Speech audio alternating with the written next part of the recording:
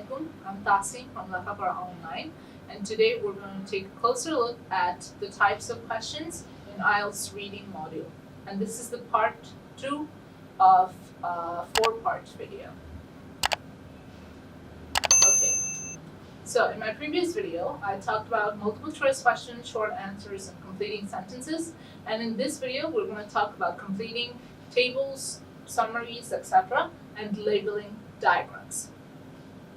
Okay, so let's start with completing tables or summary. So there's going to be, so if it's the completing tables question, there's going to be a table with blanks in like one column. The whole column can have blanks, and then you have to fill it up using the words from the passage or from a box. Similarly, for a summary, it would be a summary consisting of, say, 4 to 5 questions, and it's going to have blanks in the sentences, and you have to fill those blanks up from words by using words from the passage or by using words from the box given in the question. And for this, you need to be able to scan for the correct information from the passage. You should make sure that after placing the words, the whole summary or the table is grammatically correct. And you should also, so if you're choosing from the passage, make sure that the number of words you choose is correct. So if it says that you can't use more than 2 words, then don't use more than 2 words. Okay? So this is an example question. So as you can see, this is for table. So we're also going to look at another question, which is going to be for completing a summary. So for a table, you can see there are blanks in columns. So for this one, there's a blank over here, and here, and here. So let's take a look at the passage. Before we take a look at the passage, let's highlight the important words from here so that when we're reading the passage, we know what to look for. Okay? So definitely the French one is done for us so that we know what the answer should be like.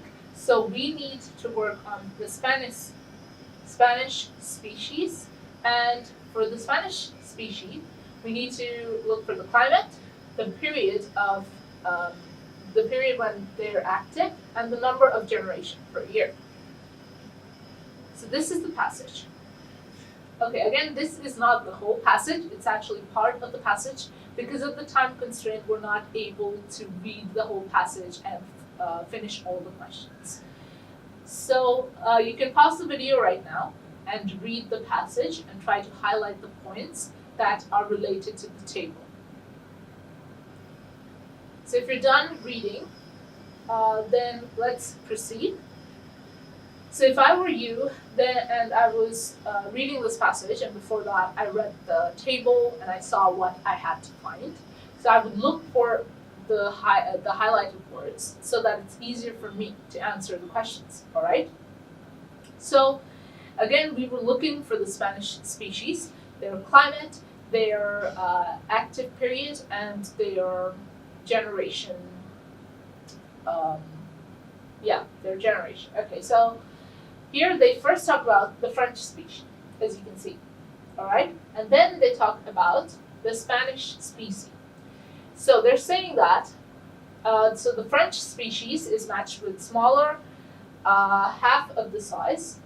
So they're talking about the size of the species, and that the Spanish one exists in temperate climate. So already we have information about the Spanish species climate, which is good because that already answers our first blank.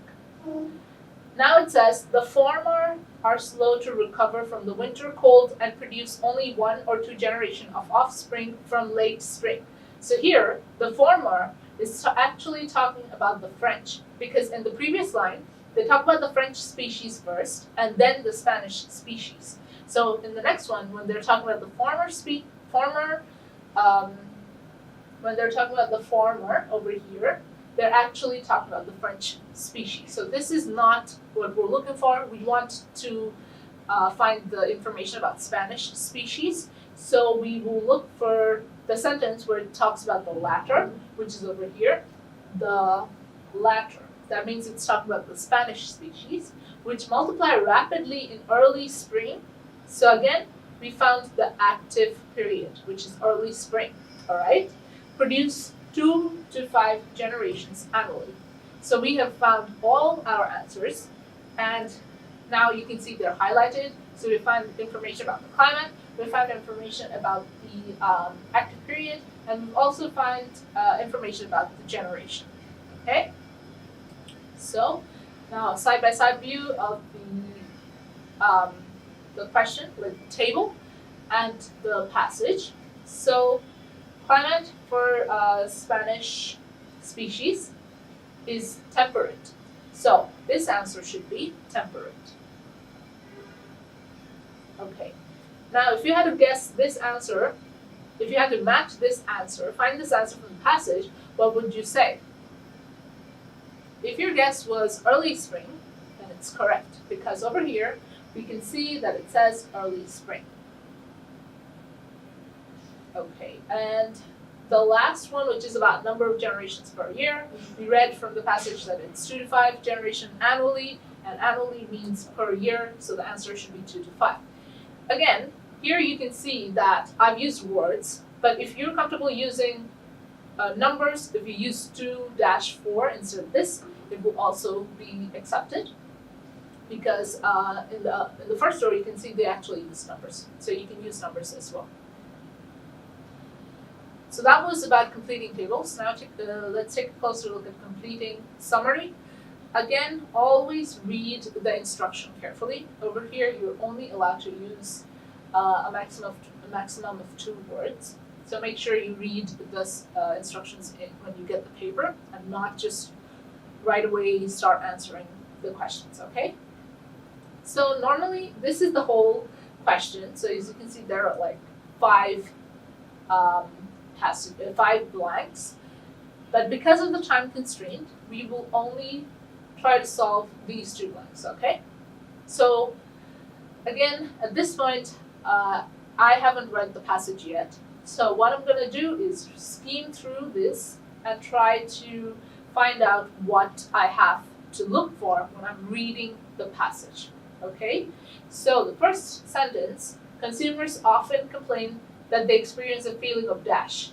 Okay, so complain is definitely a key word, because a feeling of dash here, from complain, it's obviously going to be a negative feeling. Okay, so keep that in mind. So that's the first blank. So I would highlight complain.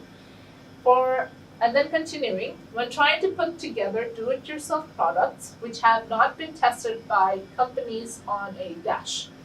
So this one, I would say tested is a key word, because the passage should include some information about tests. So I will keep that in mind when I'm reading the passage.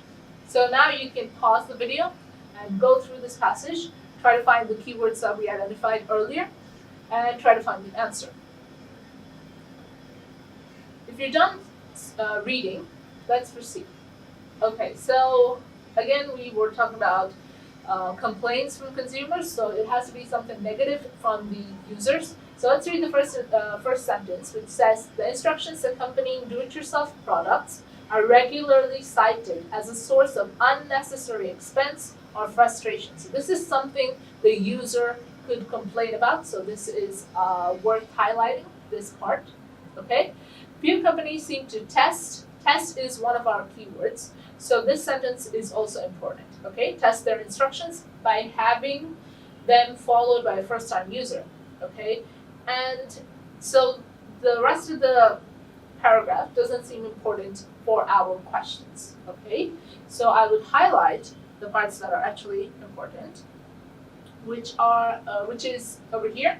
First one is expense or frustration. This was important. And few companies seem to test their instructions by having them followed by a first-time user. So that's also important. All right? So I've highlighted that. So something about test and something about complaining, right? So now if I see a side-by-side view of these two, I would be able to answer the questions, okay? So consumers often complain that they experience a feeling of it can't be unnecessary expense, right? They can't feel unnecessary expense, so it's definitely frustration. So feeling of frustration. So the first one is frustration.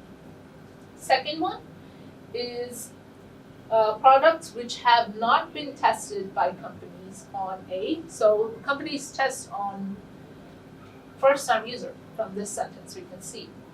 So the answer is first-time user. Again, first-time user is actually considered 2 words, so this is acceptable. This is not considered as 3 words. Okay, next is labeling diagrams.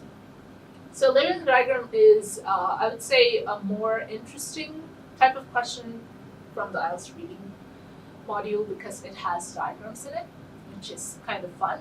So it's fairly simple. So there's a diagram, and it would point to parts of the diagram, and they have space for you to write what those parts represent.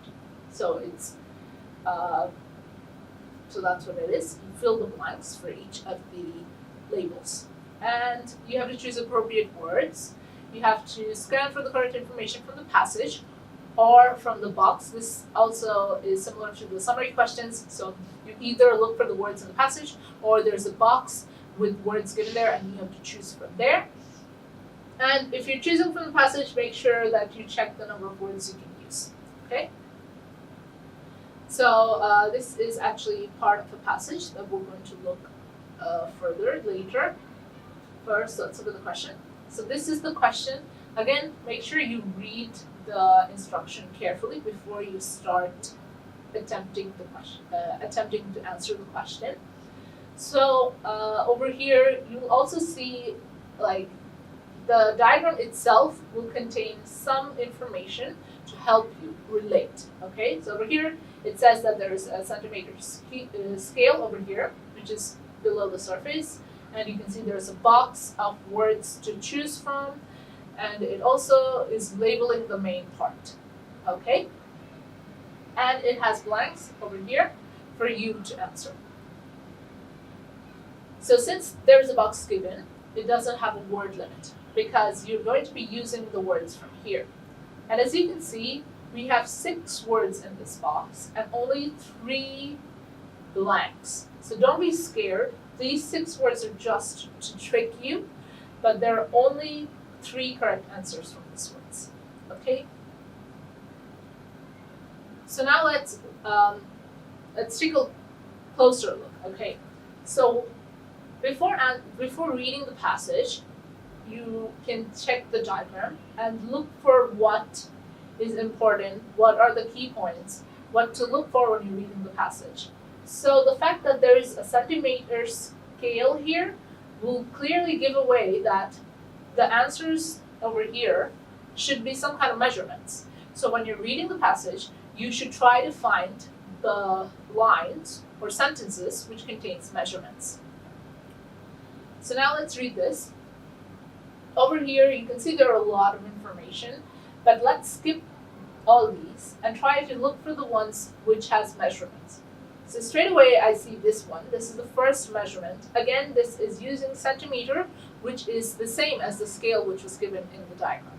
Okay, so this says that some large species originating from France excavate tunnels to a depth of approximately 30 centimeter below the dung path. So we've got one information, which is that for France, the tunnel is 30 centimeters deep. Okay, this is something important, so we'll keep this in mind. Next, the beetles make sausage-shaped brood chambers along the tunnels. This is not related to any measurements, so we don't need to pay heed just yet. The shallowest tunnels belong to a much smaller Spanish species.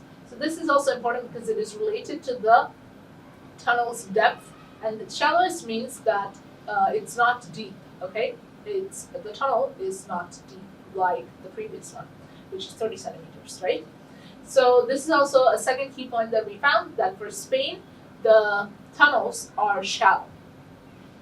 And then South African beetles dig narrow tunnels of approximately 20 centimeters below the surface of the path. So we found the third and the third information that's important, which is that for South Africa, the tunnels are 20 centimeters deep. So I've highlighted them for you. Again, for France, it's 30 centimeter. Spain has the shallowest tunnels, and for Africa, South Africa, it's 20 centimeters. Now, when we answer the question, it will be fairly easy. All right. First, number 6. As you can see that this tunnel has a depth of 20 centimeters. Okay? So from our previous highlights that we made, 20 centimeter is for South Africa, South African beetles. So straight away, we can say that this one should be South African. Okay? The next one is this one. This is near the 30 centimeter mark. And for 30 centimeter, we knew that it was from France. Now, you can see there's no word for France. There is one for French, so we're going to select that one. Okay. Again, if you think that you could have just written France, that's incorrect, because they specifically said that you need to use words from the box. Okay? And for number 8, because for Spain we didn't have any measurement, but it did say it was shallow, let's compare it to the other two. So you can see that if this is considered deep, then this is definitely shallow.